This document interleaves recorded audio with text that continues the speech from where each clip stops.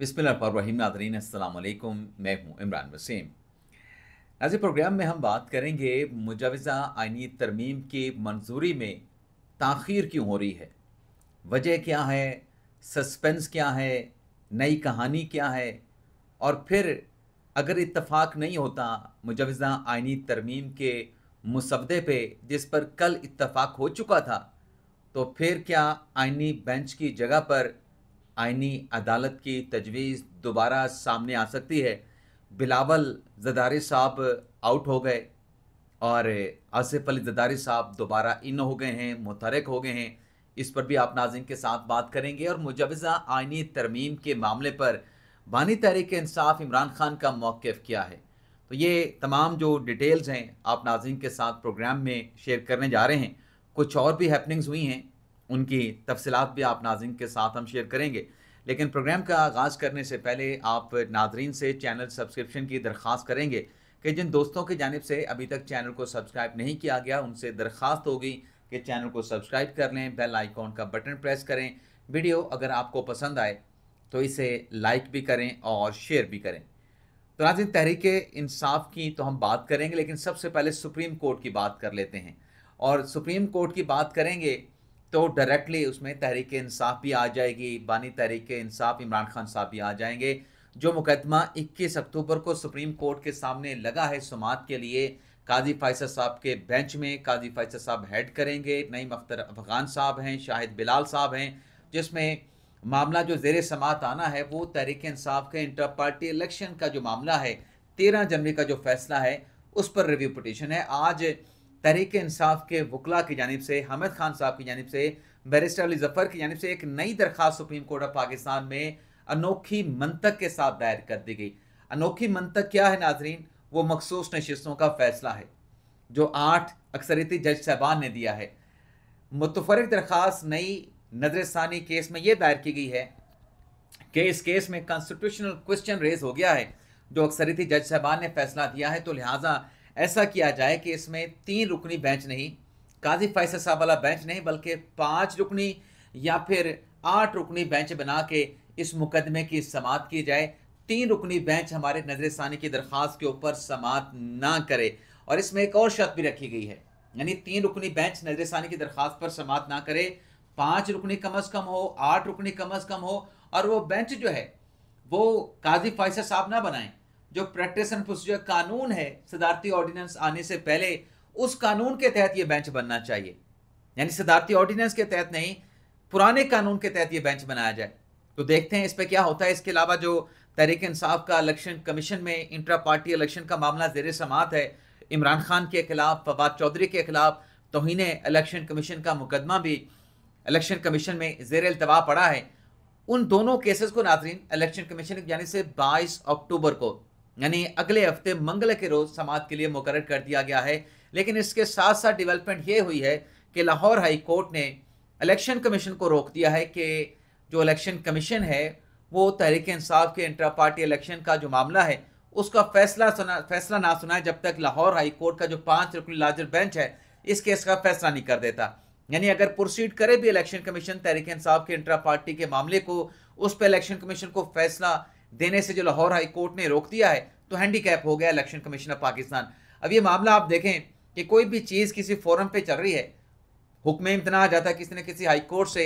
अभी चंद रोज़ पहले जो तहरीक-ए-इंसाफ़ के रुकन असम्बली हैं सोहेल सुल्तान, जिनके खिलाफ डिस्क्वालिफिकेशन का रेफरेंस स्पीकर कौमी असम्बली ने इलेक्शन कमीशन को भेजा था और उस पर प्रोसीड होना था, उस पर कार्रवाई इनिशिएट होनी थी, लेकिन कार्रवाई इनिशिएट होने से पहले ही सोहेल सुल्तान ने पेशावर हाई कोर्ट से रुजू करके वहाँ से हुक्म इम्तना हासिल कर लिया। तो ये आप देख लें कि पाकिस्तान में जुडिशल सिस्टम जो किस तरीके से ऑपरेट करता है। अब आ जाते हैं नाज़रीन आइनी तरमीम के मामले पे हम बात कर लेते हैं कि क्या चल रहा है और इसमें रुकावट कहाँ पे आ रही है और आइनी तरमीम की जो पार्लियामेंट से मंजूरी है उसमें ताख़ीर क्यों हो रही है। एक तो नाज़रीन जो बिलावल भुट्टो ज़रदारी साहब ने रात गए हैदराबाद से वापस आके मुलाकात की मौलाना फजल-उर-रहमान साहब से, तो मौलाना साहब ने हैरान कर दिया बिलावल भुट्टो ज़रदारी साहब को। हैरान इस बात पे किया कि जो खसूसी पार्लिमानी कमेटी में मुसवदा अप्रूव किया गया था, जिस पर तहरीक-ए-इंसाफ़ ने भी एग्री किया था, मौलाना साहब की जमात ने भी एग्री किया था, मौलाना साहब ने उस मसवदे की जो एग्रीमेंट हुआ था, यानी जो इत्तफाक हुआ था, उससे यू टर्न ले लिया। जो रिपोर्ट किया गया उसके मुताबिक मौलाना साहब ने यह कहा है कि आप आइनी तरमीम तो करें, लेकिन चीफ जस्टिस की तकर्री का जो तरीकाकार है वो पहले वाला रहने दें। यानी मंसूर अली शाह साहब को चीफ जस्टिस बनने दें और अगले चीफ जस्टिस से आप पैनल के ज़रिए अपॉइंटमेंट कर दें। तो बिलावल भुट्टो ज़रदारी साहब बड़े हैरान हुए और बिलावल भुट्टो ज़रदारी साहब ने मौलाना साहब की इस बात पे, इस यू टर्न पे तहफ़्फ़ुज़ात का इजहार भी किया। और बिलावल भुट्टो ज़रदारी ने कहा कि मैंने आपका जो मुसवदा था, जो आपने पेश किया कॉन्स्टिट्यूशन अमेंडमेंट के हवाले से, उसकी 70 से 75% आपका मसवदा हमने अडॉप्ट किया। आपके कहने पे मैंने नून लीग के साथ, इत्तेहादी जमातों के साथ, इदारों के साथ नाराज़ी मोल ली, लेकिन अब आप जो है वो नया एक मामला लेके बैठ गए हैं। अब आप जिस पर इत्तफाक कर चुके हैं उससे पीछे हट गए हैं। तो इस पर बिलावल भुट्टो ज़रदारी साहब ने कहा कि अगर आप चीफ जस्टिस के अपॉइंटमेंट के तरीकाकार पर इत्तफाक नहीं करते तो मैं इस पर कुछ नहीं कर सकता। यानी बिलावल भुट्टो ज़रदारी साहब ने इस नुक्ते पे मौलाना फजल रहमान साहब को किसी किस्म की लचक दिखाने से इनकार कर दिया। और आप देखने वाले जहनों में रखें कि जब हैदराबाद में बिलावल भुट्टो ज़रदारी ने तकरीर की तो उसने ये बात वहाँ पे कह दी थी कि अगर इत्तफाक राय पैदा नहीं करेंगे तो फिर हमें हमारा जो बंदोबस्त है, हमारा जो इंतज़ाम है जो कि नून लीग ने कर रखा है, उसके मुताबिक फिर कॉन्स्टिट्यूशनल अमेंडमेंट की तरफ जाना होगा, मौलाना के बगैर और पाकिस्तान तहरीक इंसाफ के बगैर। अच्छा, इस रात की मुलाकात के बाद आज बिलावल भुट्टो ज़रदारी साहब, जो कि रात मौलाना साहब से नाराज़ होकर वापस आ गए थे, अब उन्होंने मुलाकात की है वज़ीर आज़म शहबाज शरीफ के साथ। वज़ीर आज़म शहबाज शरीफ के साथ मुलाकात करने के बाद वो दोबारा मौलाना के पास गए हैं। और जब मौलाना के पास दोबारा बिलावल भुट्टो ज़रदारी मुलाकात के लिए गए, वहाँ पर PTI का वफ्द वहाँ पे मौजूद था, डेलीगेशन वहाँ पे मौजूद था, क्योंकि आज PTI के लोगों ने मुलाकात करनी थी अडयाला जेल में इमरान खान साहब के साथ, वो मुलाकात नहीं हो रही थी। तो मौलाना साहब के इंटरवीन करने पे दोबारा बिलावल भुट्टो ज़रदारी साहब को शामिल करके ये मुलाकात हुई है। अब PTI के लोगों ने, बैरिस्टर गौहर अली खान साहब ने, जिसमें अहमद रज़ा साहब हैं, उनकी मुलाकात करवाई गई है और भी PTI के लोग उसमें मौजूद थे। अब इमरान खान साहब का इसमें मौक़िफ़ क्या है, उस मौक़िफ़ पे आने से पहले नाज़रीन आपको बताते चलें कि मौलाना के साथ बिलावल भुट्टो ज़रदारी ने चहलकदमी भी की है और इंतज़ार इस बात का किया जा रहा है कि PTI के लोग जो मुलाकात करने के लिए गए हैं बानी तहरीक इंसाफ इमरान खान से, वो मुलाकात करके आ जाएँ। इस मुलाकात के बाद वो जो भी आके बताएंगे उसके बाद फिर इसके ऊपर जो है फर्दर कोई कार्रवाई आगे की जाएगी, हिकमत अमली तय की जाएगी कि जो आइनी तरमीम है उसको किस तरीके से जो है मंजूर करवाया जाना है। अब नाज़रीन, PTI के जो लोग इमरान खान साहब के साथ मुलाकात करके आए हैं उसकी डिटेल मैं अभी आपके साथ शेयर कर रहा हूँ माज़रत के साथ, लेकिन इतलात ये आ रही हैं कि जो सदर पाकिस्तान है आसिफ अली ज़रदारी साहब, उनकी जो सिक्योरिटी है, जो सदर मुमलिकत का, सदर पाकिस्तान का प्रोटोकॉल होता है, वो प्रोटोकॉल जो है पहुंच चुका है मौलाना फजल रहमान साहब के घर। और मौलाना फजल रहमान साहब के घर जो है आसिफ अली ज़रदारी साहब की मुलाकात मुतवक्के है। और इस मुलाकात से पहले वज़ीर आज़म शहबाज शरीफ साहब जो हैं वो ऐवान सदर गए हैं और ऐवान सदर में उनकी आसिफ अली ज़रदारी साहब के साथ मुलाकात हुई है। और उस मुलाकात में बिलावल भुट्टो ज़रदारी भी मौजूद थे और इस मुलाकात में आइनी तरमीम कब कैसे मंजूर करानी है, कब उसको पेश करना है, इस हवाले से तबादला ख्याल किया गया है। बिलावल की जो मौलाना फजल रहमान साहब से मुलाकात हुई है, इस मुलाकात के हवाले से भी जनाब अपने आसिफ अली ज़रदारी साहब और वज़ीर आज़म शहबाज शरीफ साहब को जो है वो ब्रीफ किया गया है। अब से कुछ देर के बाद जो इम्कान ज़ाहिर किया जा रहा है कि सदर आसिफ अली ज़रदारी साहब जो हैं वो खुद जाएंगे और मौलाना साहब के साथ मुलाकात करेंगे। अब सवाल ये पैदा होता है कि क्या नंबर पूरे नहीं हैं? तो नाज़रीन, नंबर के हवाले से हुकूमत अभी तक भी यही दावा कर रही है कि नंबर हमारे पास पूरे हैं, लेकिन हम सिर्फ कोशिश ये कर रहे हैं। वैसे नाज़रीन, जो बिलावल की आज मुलाकात हुई है दिन में मौलाना साहब के साथ, उस मुलाकात में अख्तर मैंगल साहब भी मौजूद थे। अख्तर मैंगल साहब ने तो कहा था मैं तो इस आइनी तरमीम को सपोर्ट नहीं करूंगा, लेकिन उनके अरकान शायद आइनी तरमीम को सपोर्ट करेंगे। लेकिन नाज़रीन, अब आसिफ अली ज़रदारी साहब तो मुलाकात के लिए जब जाएंगे तो जाएंगे, अभी तो उनकी नवाज शरीफ के साथ और अपनी शहबाज शरीफ के साथ मुलाकात चल रही है। और इस दौरान जब मैं प्रोग्राम रिकॉर्ड कर रहा हूँ, साबिक वज़ीर आज़म नवाज शरीफ और हमजा शहबाज शरीफ जो कि रुकने असम्बली हैं, वो लाहौर से आइनी तरमीम में पार्टिसिपेट करने के लिए कौमी असम्बली के ऐवान में अपनी मौजूदगी को यकीनी बनाने के लिए लाहौर से इस्लामाबाद के लिए रवाना हो चुके हैं। अब ये जो नाज़रीन मामला है, ये जो फंसा हुआ है, इमरान खान साहब का मौक़िफ़ इस आइनी तरमीम पे ये है कि मंसूर अली शाह साहब का जो रास्ता रोका जा रहा है, हम इसमें हिस्सा नहीं बनेंगे, हम इस पर मुज़ाहमत करेंगे, मजम्मत भी करेंगे, मुज़ाहमत भी करेंगे और मंसूर अली शाह साहब के हवाले से कोशिश करेंगे कि उनका नोटिफिकेशन कर दिया जाए। मंसूर अली शाह साहब के बगैर हमें, इमरान खान साहब का मौक़िफ़ ये है कि आइनी तरमीम जो है हमारे लिए काबिल कबूल नहीं होगी, हम इसमें किसी तरीके से हिस्सा नहीं लेंगे। अब नाज़रीन, अगर हम बात करें कि ये जो इत्तफ़ाक़ राय पैदा करने की कोशिश की जा रही है, हुकूमत बता रही है कि हमारे पास नंबर पूरे हैं, हुकूमत के वज़रा बता रहे हैं, हुकूमत से मुंसलिक लोग बता रहे हैं, लेकिन इत्तफ़ाक़ राय क्यों? इत्तफ़ाक़ राय करने की इसलिए कोशिश की जा रही है, जो सस्पेंस है कहानी में, कि इत्तफ़ाक़ राय से जो कॉन्स्टिट्यूशनल अमेंडमेंट की जो वर्थ है, जो वेटेज है, जो सेंटिटी है, वो बढ़ जाती है। लेकिन अगर नहीं इत्तफ़ाक़ राय होता, अब इत्तफ़ाक़ राय किस पे हुआ? कॉन्स्टिट्यूशनल बेंच पे हुआ है। तो फिर सवाल यहाँ पे ये पैदा होता है कि जब हुकूमत के पास नंबर पूरे हैं और हुकूमत ने 70-75% जो मसवदा है मौलाना साहब का मान लिया है और आइनी अदालत को छोड़ के आइनी बेंच पे आ गए हैं, तो मौलाना साहब अगर साथ नहीं जाते, इत्तफ़ाक़ राय से नहीं होता, तो क्या फिर कॉन्स्टिट्यूशनल जो बेंच है, कॉन्स्टिट्यूशनल जो अदालत है, जो FFC है, फेडरल कॉन्स्टिट्यूशनल कोर्ट, उसकी तजवीज़ दोबारा से आ सकती है?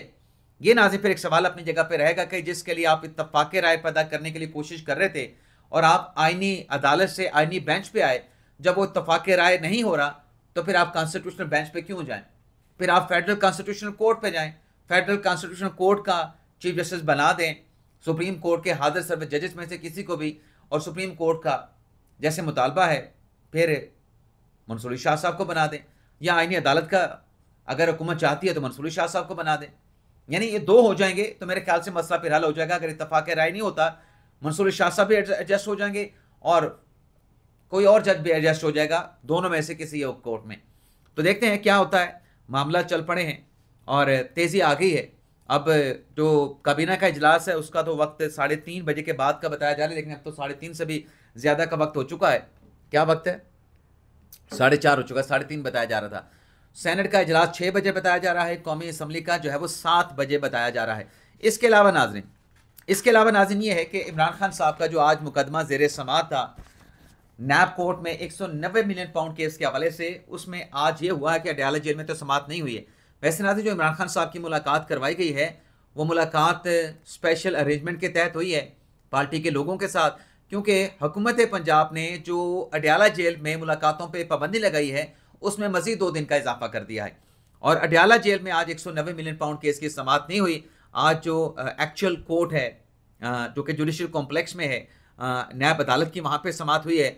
इसमें फैसल चौधरी साहब पेश हुए हैं, खालिद यूसुफ चौधरी पेश हुए हैं और फैसल चौधरी साहब ने कहा कि इमरान खान साहब से हमारी मुलाकात नहीं करवाई जा रही, हम इमरान खान साहब की हालत देखना चाहते हैं, कंडीशन देखना चाहते हैं, वो किस हालत में रह रहे हैं। तो वीडियो लिंक की अगर फैसल चौधरी ने कहा कि सूरत मैसर नहीं तो आप इमरान खान के प्रोडक्शन आर्डर जारी करें। तो जज साहब ने उनसे ये सवाल पूछा कि क्या आप एक समाअत की वीडियो लिंक के जरिए समाअत चाहते हैं, या इस केस की जितनी भी हेयरिंग्स हैं आप चाहते हैं कि उनकी जो समाअत है वो वैसे अब भी जब मैं प्रोग्राम रिकॉर्ड कर रहा हूँ, ख्वाजा आसिफ साहब ये बता रहे हैं कि आइनी तरमीम मुतफ़िका तौर पे हम करना चाह रहे हैं। आइनी तरमीम के लिए हमारे पास नंबर पूरे हैं, नंबर गेम हमारे पास पूरी है, सिर्फ मुतफ़िका तौर पर मसवदा तैयार हुआ है, उस पर हम कंसेशन डेवलप करने की कोशिश कर रहे हैं।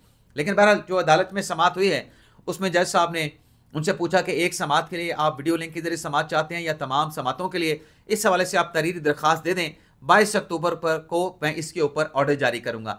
इसके अलावा 9 मई के हवाले से जो मुकदमे की इंसदाद दहशत गर्दी की अदालत में समाअत हुई है, जज अमजद अली शाह साहब ने समाअत की।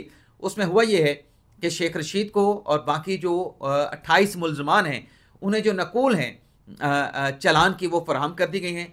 इमरान खान साहब को और बाकी कुछ मुलजमान को ये चालान की नकूल तकसीम नहीं हो सकी, और चालान की नकूल इमरान खान और बाकी मुलजमान में तकसीम ना होने से आइंदा समाअत पर यह तो क्लियर हो गया है कि अब फ़र्द जुर्म जो है वो नहीं लगेगी, वो फ़र्द जुर्म किसी और तारीख को जो है वो लगाई जाएगी। इसके अलावा 3 और दरख्वास्तें इमरान खान साहब के वकला की जानिब से यहाँ पर भी ATC अदालत में दायर की गई हैं, जिसमें एक तो ये है कि इमरान खान साहब से मुलाकात करवाई जाए, वकला की करवाई जाए, फैमिली के लोगों की करवाई जाए, और दूसरी दरख्वास्त ये दी गई है, अच्छा पार्टी के लोगों की भी मुलाकात करवाई जाए। दूसरी दरख्वास्त ये दी गई है कि इमरान खान साहब की उनके बच्चों के साथ टेलीफोनिक गुफ्तगू कराई जाए, और तीसरी दरख्वास्त ये दी गई है ATC अदालत के जज अमजद अली शाह साहब को कि इमरान खान साहब का मेडिकल चेकअप करवाया जाए। तो इन तीनों दरख्वास्तों के ऊपर इमरान खान साहब की लीगल टीम की जानिब से, इमरान खान साहब के वकला की जानिब से दलाइल दिए गए, और दलाइल देने के बाद जो केस का फैसला है, इन दरख्वास्तों पर जो फैसला है वो अदालत की जानिब से महफूज कर लिया गया है। तो ये थी नाज़रीन हमारी अब तक की अपडेट्स आईनी तरमीम के हवाले से। आईनी तरमीम के हवाले से जो मुलाकातें चल रही हैं, मुलाकातों में क्या डिस्कस हो रहा है, अंदरूनी कहानी क्या है, तो ये सारी डिटेल हमने आपके सामने रखी हैं। आपसे इजाज़त चाहते हैं, जो भी आज आईनी तरमीम का वो कहते हैं कट्टा कट्टी निकलेगा, उसकी डिटेल फिर नेक्स्ट व्लॉग में। इजाज़त चाहते हैं नाज़रीन, अल्लाह हाफ़िज़।